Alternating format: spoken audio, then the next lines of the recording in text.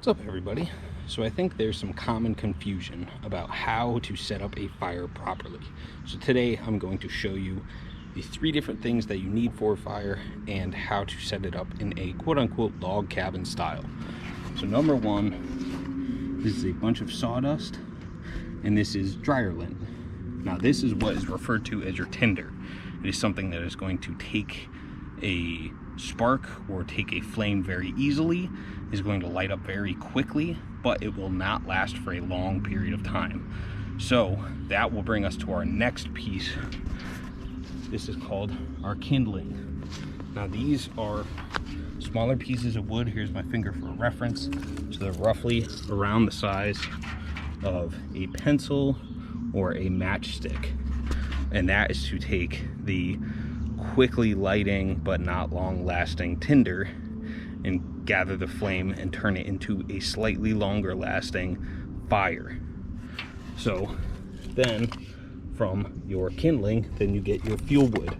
Now these are varying in sizes, from these are smaller pieces about the thickness of my wrist to bigger pieces about the width of my fist.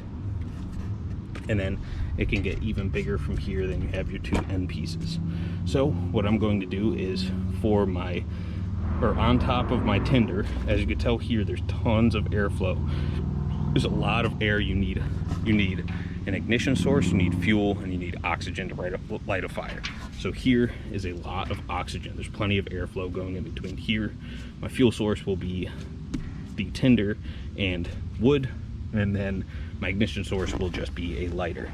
So here I'm just going to take these pieces of wood and lightly stack them on top. The smaller, the closer to the tinder, the smaller you want these pieces, and you don't want to completely pile it on. You know, this is about as much as you want on top of the actual fire, or the actual tinder itself.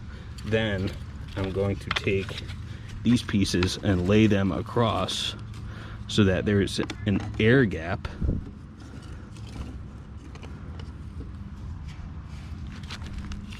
and there's plenty of airflow. You're not smothering the tinder. Then on top of that, this is what makes it a log cabin style. I'm going to stack pieces of wood this direction, and then again this direction. Now you light it up and you have a fire. Now when you light a fire, you never want to just light it from one side. So here I have my lighter, here I just have a small stick.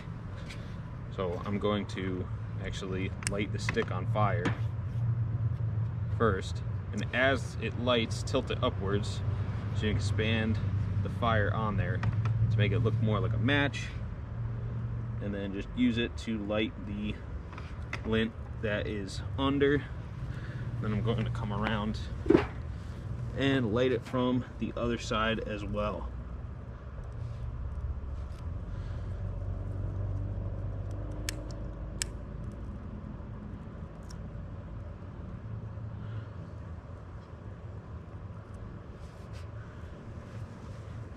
Now the hardest part of lighting a fire is being patient.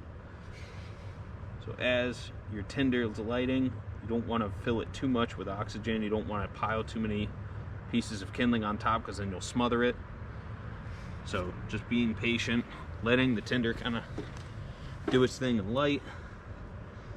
If anything, as you start to see a little bit of flame here, what you could do is provide some more oxygen by blowing through the channel here.